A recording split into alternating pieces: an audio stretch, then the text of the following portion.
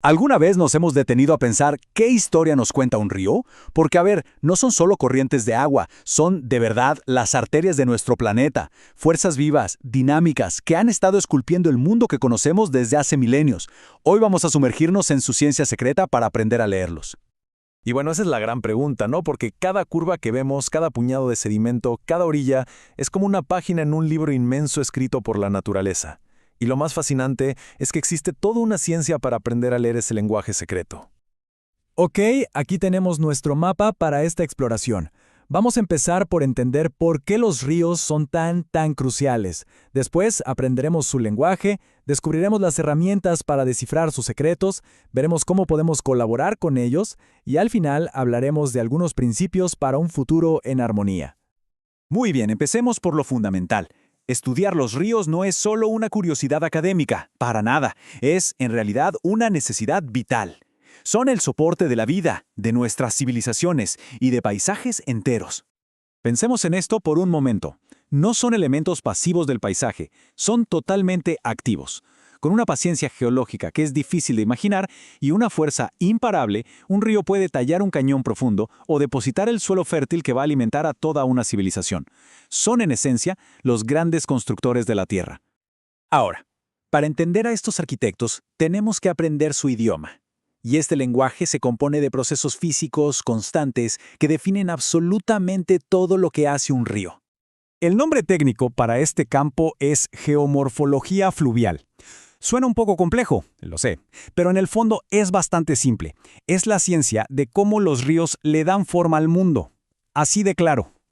El primer verbo en el lenguaje de un río es erosionar.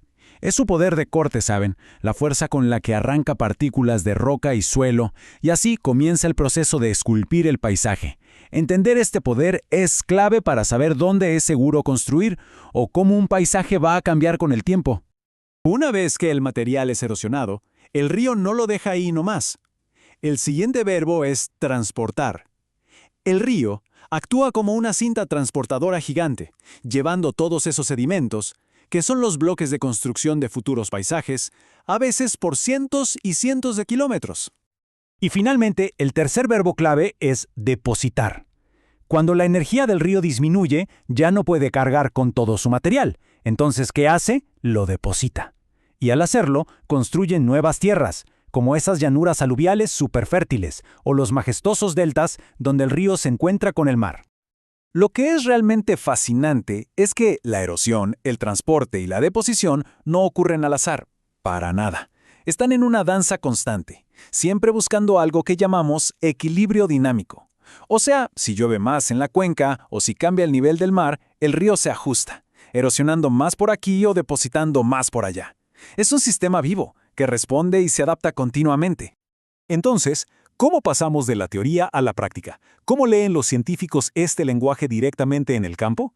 Pues resulta que tienen herramientas muy ingeniosas para escuchar los secretos que guarda el río. Una de las preguntas más importantes es, ¿cuánta agua y cuánta energía lleva un río? Para saberlo, los científicos le miden el pulso, o sea, su caudal. Usando los pasos que vemos aquí, básicamente miden la forma del cauce y la velocidad del agua para calcular el volumen total que fluye cada segundo. Es la forma de cuantificar su poder en un momento preciso. Este diagrama nos muestra lo preciso que es este método. Al sumar el flujo de muchas secciones pequeñas, se obtiene una imagen súper completa del caudal total del río. Y conocer este dato es fundamental para todo, Desde gestionar los recursos hídricos y prevenir inundaciones, hasta diseñar puentes y presas que de verdad puedan resistir su fuerza. Pero ojo, no solo importa el agua, también importa lo que el agua transporta.